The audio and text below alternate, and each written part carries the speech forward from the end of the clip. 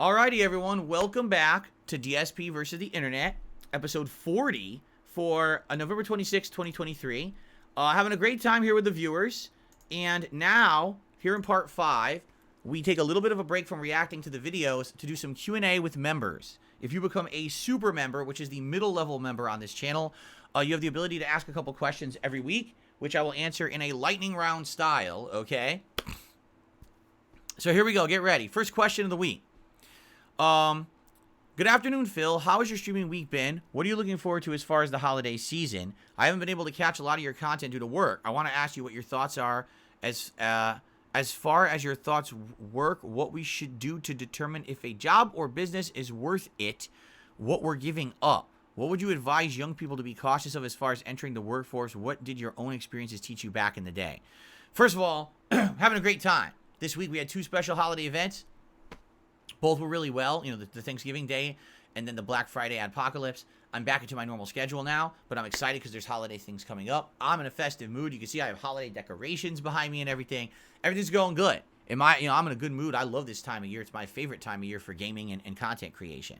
Now, in regards to my experiences as someone who held many jobs of many different kinds over my life, I pretty much done a little bit of everything. You know, I did fast food. I did retail at 2 different places. I worked at what could be considered a financial institution / kind of bank, but not really, because it was more about loans and credit cards than a bank that would like lend money or have a bank account there. And mortgages as well. I was involved in the mortgage business there. And then I worked also at a helicopter company for 4.5 years. That was aftermarket support, where not only did I do a customer service job, but also I got to know a lot about helicopters and the parts involved in them. But also I did continuous improvement work, which is kind of a corporate thing that you do to improve the processes of a business or a corporation. In addition to that, I actually had an internship at a life insurance company. So I've done a lot in my life before I became a YouTuber. Now, what should you know to determine if a job or business is worth it? The question is this, okay? What are you looking to get out of that job? Because everyone's looking for something different, right? Are you looking for something fulfilling? Are you looking for something that's making you feel like you're improving yourself as a person, or that you're doing meaningful work that you feel is, you know, worth doing? Not everyone gets to do that. A lot of people in life just have to bite the bullet and say, listen, I got to work to make money, to support myself, to support my family, to support my, you know, whatever needs that income. And you just take whatever it is that you can get because you have to. Like, you got to do the right thing. You got to make that money and, you know, do that grind. People depend on you, right? Not everyone in life gets to pick or choose what it is that they want to do and hopefully do something that they love for a living. I never intended to do this for a living. Never in my wildest dreams could I have thought to do this for a living, because it didn't exist. There was no professional gaming YouTuber or anything like that back in the day when I started this as a hobby. So I lucked into it. And I know that. I know that 15 years later, I'm still incredibly lucky to be able to do what I do for a living. And I'm so grateful to the people that come out and watch my content and support it so that I can still continue to do that. Not everyone gets to do what they have passion for, right? We all know that. I mean, any other job that I had before this one, I really didn't have passion for it. It was just something to do to pay the bills. I guess for me, one of the things that I've definitely learned over my lifetime is that absolutely positively does not matter what you're doing for work, you need to have a work-life balance. What does that mean? It means that your entire life cannot be determined or dictated by what you do for your work. All right? You have to have a separation, because if your entire life is your work or your job, right, then you're not building anything else. You're not building personal relationships. You're not building a healthy lifestyle. If everything is around that job, what happens if that job goes away? Which could happen. Companies close, people get laid off and fired all the time. There's downsizing, there's reorganizing. And what if you put everything in your life into a job because that's what you wanted, you thought that was the meaning of your existence, and then it's gone? If you don't have work-life balance, if you haven't been building a private life that's meaningful to you, you got nothing left. And there's people out there that are like that, and that's really sad. You know, in Japan, they have a culture that's based around insane amounts of work, to the point where many people don't even have time for personal relationships. So they go to, like, you know, one of these cafes and they pay someone for a virtual friendship conversation. That's crazy to me. You know what I mean? you have to have that separation. You can't have your entire existence be dictated by a job, in my opinion. Listen, I'm not saying laze about and do the absolute minimum to get by, and that's how you work either. There's got to be that balance, that happy medium between putting in effort, making, significant strides to do good work for this employer, making money and having enough money to then support a family, correct? At the same time, you can't have that be your whole life, in my opinion. So that's the best advice I can give there. Another question. I wanted to ask you if you'd be interested in diversifying your React or commentary content, like onto other services or Patreon own video platform to get around copyright strikes for live streaming. It'd be a way to react to content and to keep it off of YouTube permanently so it isn't struck. I wanted to suggest some non-controversial figures a researcher from a university you might interview had a particular idea I wish to share. Is it okay to contact you via email? I'm a little confused. So, when you're speaking of my Patreon, okay, I've always had the ability to make a private video for you if you pledge to my Patreon. That's the highest tiered reward for people who pledge to my Patreon. And over the years, that's evolved. At first, it was like a private Q&A video or something like that. Then it ended up being private reacts. Like in the last year and a half, people pay me to do a react video for content they want to see long form. Like, let's say you wanted to see me react to an hour-long video. Well, I'm never going to do that on this show. But for, that highest level of pledge to my Patreon, I'll do that. You know what I mean? Like, it depends. You'll see the criteria if you check it out. It's patreon.com/darksidephil, anyone who's interested. It's not very popular. I get like 1 or 2 people a month who will do it, okay? It's funny because people say, why don't you have a Cameo? I've had a Patreon since 2015. It's literally the same thing. You want to see me say a few things, talk to someone, answer questions, I'll do it on there for the highest level perk. I don't know why people don't understand that it exists, okay? Now, what you're suggesting is to make content exclusively for Patreon so that it doesn't get struck with copyright. I'm not even aware you can do that. Could you upload a video file to Patreon and they host the file? My knowledge was that you can hyperlink content to the site and it shows it on the site. Like, for example, in previous years when I was more active on Patreon, I would link my most recent videos to the page so you could see them on the page. But that's all I was aware you could do. Like, I always upload to YouTube, right? I'm not aware that you can just upload to the site and somehow, and that would avoid copyright. Like, you're saying something to me that I'm not even sure exists. So if you were further interested and you wanted to email me about it and talk, you could email me and we could talk about it. But I'm not exactly sure what you're getting at or what it really would be. You know what I mean? Like, I'm not sure. So let me know. And by the way, if you're saying, would I interview someone in a Patreon video? Probably not. Because there's a difference between, oh, you pledge to my Patreon and I can schedule that in between my streams and my work and everything to do it for you, versus, oh, you want me to interview someone, so now I have to contact another person and we have to jive our schedules to make it work. That's just a logistical nightmare, especially around my incredibly busy schedule. Probably not worth it, okay? So, me being honest here. All right, someone asked 5 questions. We're going to go through them quickly. I'm sure you all love the funny and heartwarming holiday movies when Christmas time rolls around. Have you ever been a fan of Christmas or Thanksgiving horror movies? No. I'm aware of them. We just watched a trailer for one of them called Jack Frost. I once saw Krampus. And although I would argue it's a passable movie, I'm not really a fan of that hybrid. However, I will say this. 2 movies stand out. The Nightmare Before Christmas, which is a hybrid between Halloween and Christmas. And I think that's a fine movie kind of for either holiday. Or Gremlins, which essentially is a horror movie set at Christmas, okay? Those 2 movies, I watched a lot. You know, as a kid, I watched Gremlins tons, and then Nightmare Before Christmas I've seen many times as an adult, and I think they're both really good movies. But outside of those, no, I don't really go for the mashups. Where you currently live now, or back in Connecticut, where are people big on Christmas festivities? Here, you know, you see it everywhere. Everywhere you go, every restaurant has something Christmas themed. Every store has something Christmas themed. There's Christmas things like, you know, there's places you can go get a Christmas tree. Out here, there's a lot of rural areas near me. Only driving like a half an hour, I could be out at a farm, and you could like pick your own tree and stuff like that. But outside of that, I'm not too aware. You know, I don't really see much else, I would say. In Connecticut, it was probably equivalent. You know, all I really know is my family traditions. I never was really involved with, like, public things that people are doing in public. It was more like what I do with my family around the holidays, so. How soon do you buy or put up a Christmas tree? Usually right after Thanksgiving. Traditionally for my family, it was Thanksgiving happens, and then that weekend after Thanksgiving, so, you know, Black Friday goes down, and then usually that Saturday, Sunday, we put up the Christmas tree and all the Christmas decorations in the house. We get the snacks out. We get the music playing. We get that vibe going. And it's the same here. Actually, my wife decorated our home on Wednesday of this week before Thanksgiving. So we actually had it for Thanksgiving.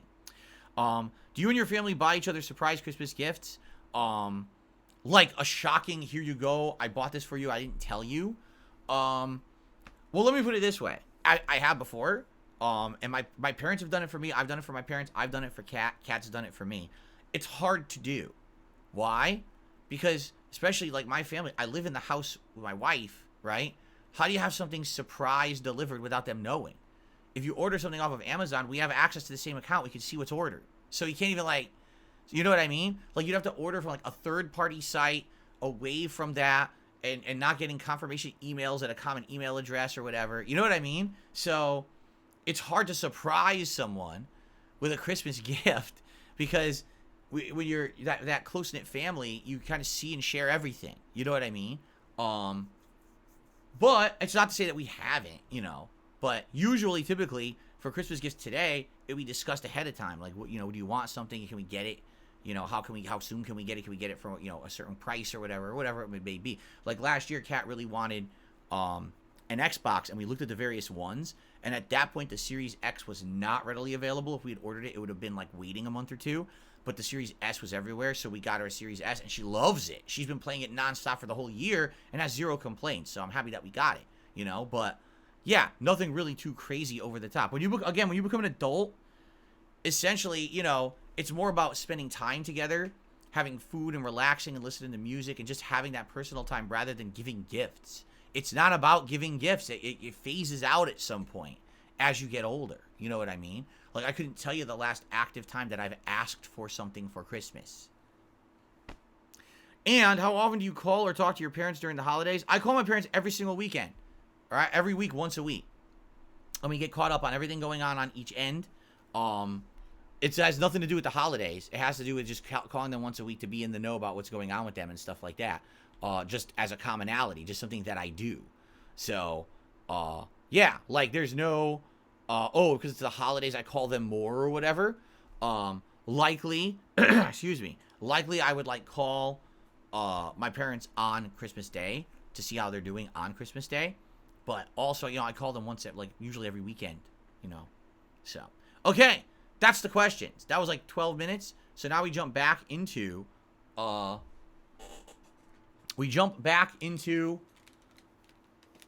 submissions from the standard members of the channel, right?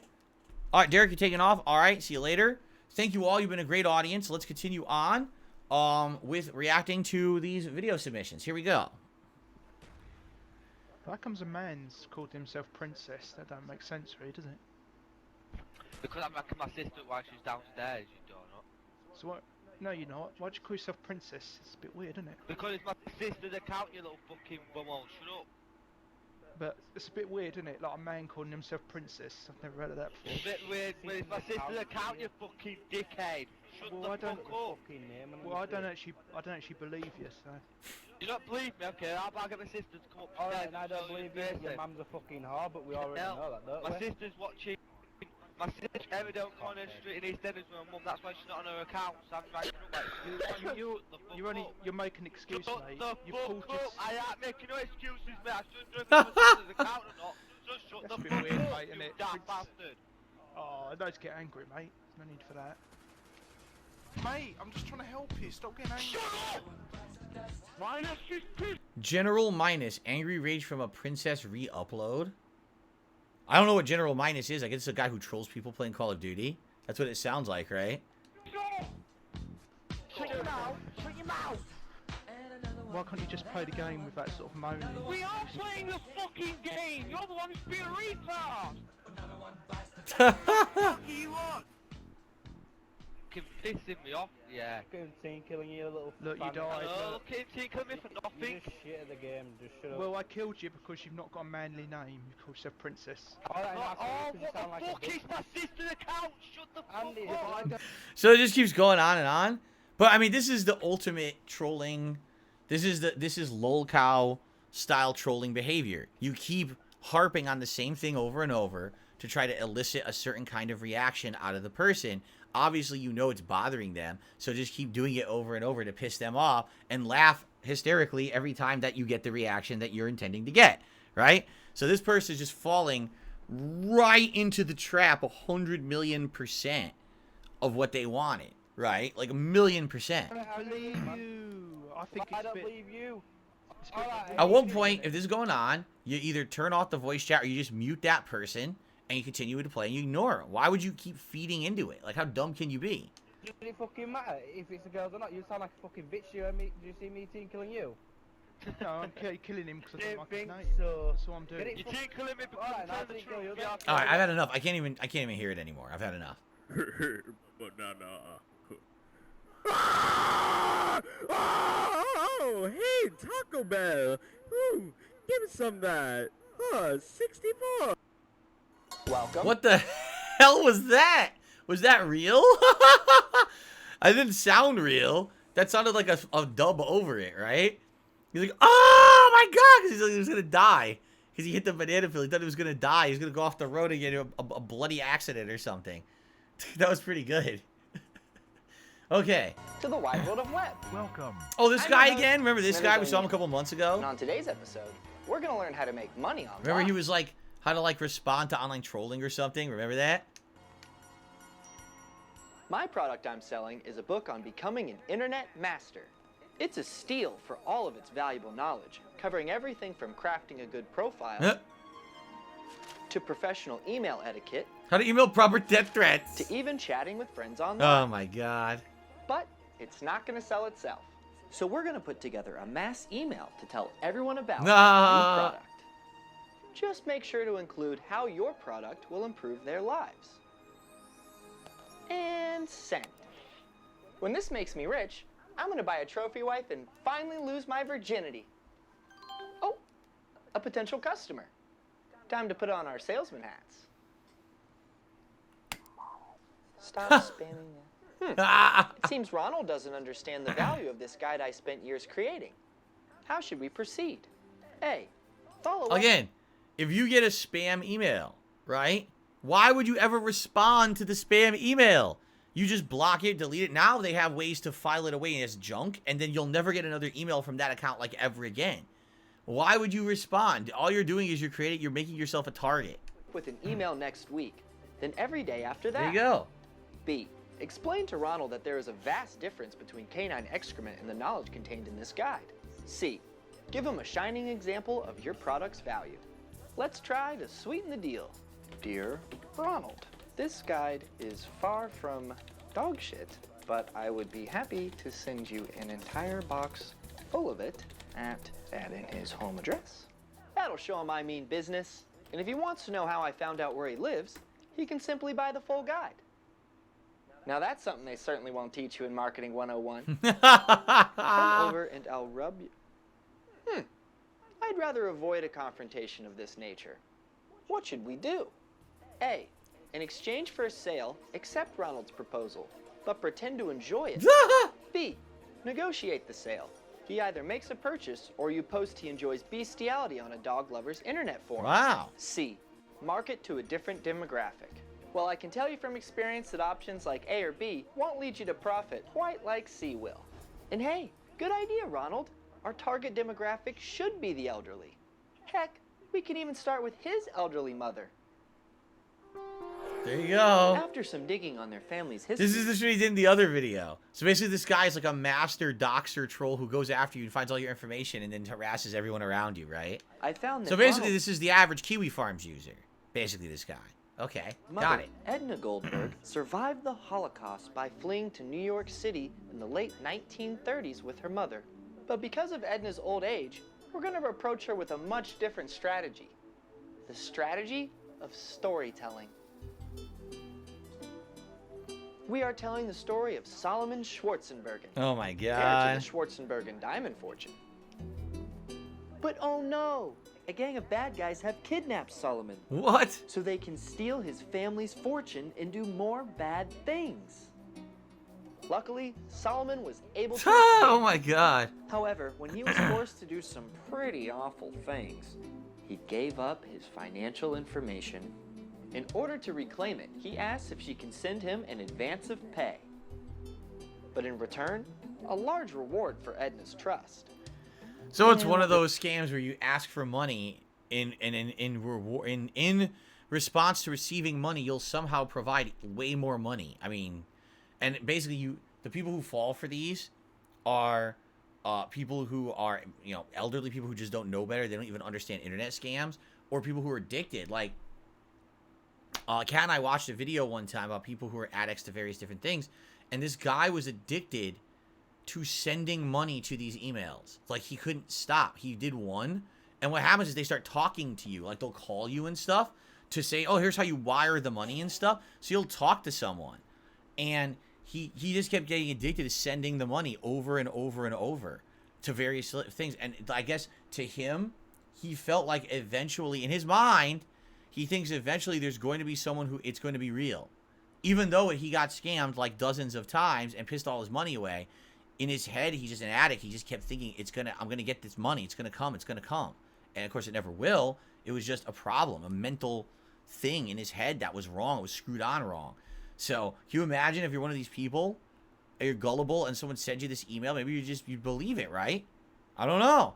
Just finish it out with the Holocaust hurt my family, blah blah blah. So obviously, blah. all he does is he's personally attacking the grandmother. All right, I get the joke. Let's go to the next video. Next question on this left side. I was wondering, what's the recommended amount of dedicated RAM I should have to a server? What? I'm sorry, could you please repeat your question? Dedicated RAM to a server. Okay, Nick. Huh? Everyone spam cap in the chat! Cap!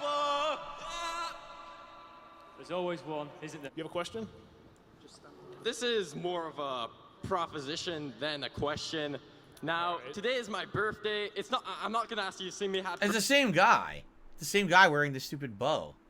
Minecon cringe. So I guess these are Minecraft, like a Minecraft convention. It's idiots acting like idiots at a Minecraft convention or something. birthday, but everyone spam cap in the chat and let's get a nice loud cap. No, you guys suck. Let's try again. They weren't very excited for us. Kappa. This is cringy. I'm sorry. Cringe compilation. Hi. I have no. Hello guys. Hello. I want to design games and stuff, and a friend of mine said if I give him £750, he'll put this game, he'll make it happen for me, but it's got to be cash. Would you... This is the same thing as the last video we just watched. It's got to be $750 cash. Should I trust him? You support me and sort of follow me on your YouTubes. Yeah. Well, best of luck. Yeah. Hope it goes good for you, man. But would you follow me with it though, with your YouTubes? No. Yeah, of course, Sure, man. Well, any of the tubes. Have you got have I got your word on that? Yes. Sure. And will you be my friend? No. I like to think we're already friends. Yeah, but... I got news for you. We're already friends. Yeah. Thanks, Have a good one, guys. man. Yep. That guy's about to get fleeced. When the finest prize that Minecon can buy. There we go. There we go. Oh! Oh, get out of here! First try! Oh! How to craft. Take me back. You're learning how to craft. You're learning how to count blocks. In fact, my son's favorite number is 64. So, super fast question, and this is the last one. The pressure. How many kids have you entertained? How many? Chicken. Oh, chicken. Turn around. How many kids have you entertained? What? What the? Huh? How'd they even come up with that one? Some tight trousers, I have to say. Hey. Hi. Hello. Wait, this is going to look weird, but you can't hear. Hello.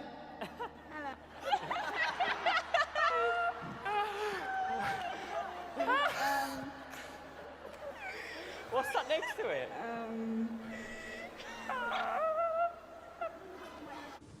I would just like to ask, how many of you have autism, and if so, has it helped you in your modding career?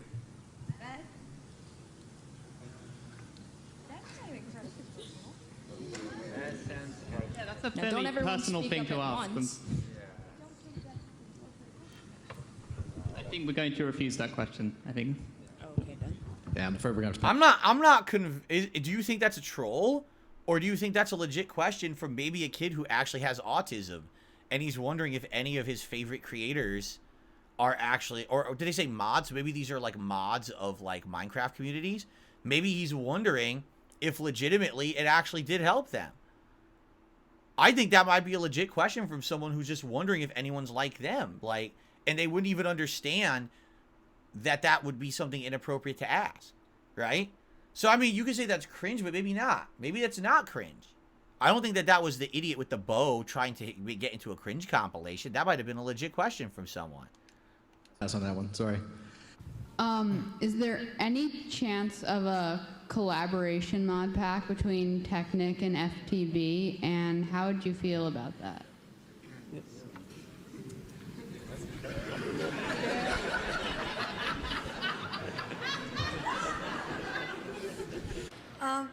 Would you like to join? I think this is a good place to pause and get into our final part for the week. What do you think? I mean, let's be honest here. This is a lot of kids, right? It's a lot of kids and people going to these conventions. And there's a reason why. Because Minecraft is very entertaining for people of all ages. What do you mean, what the fuck? You guys want me? You don't want me to continue? People are like, that's enough. No more, please. That was the limit. Where we are right now, that's the limit for this video. But anyway, no, what I was going to say is, it's funny because I do feel that there are tons of communities around Minecraft, and some could very well be for adults, and some could be for kids, and some could be for both, right? So I wouldn't be surprised that there's a convention for Minecon or Minecraft, and it has a bunch of little kids in it, right? For me, anyway, you know, that's what I would think. Anyway, all right. So, guys, that is it. Final part coming up of DSP versus the internet. The big finale. We'll see what other videos we have, you know, available lined up here. I want to say thanks to everyone. This has been a great show so far. Great variety. And I will see you all in the finale, part 6. See you then.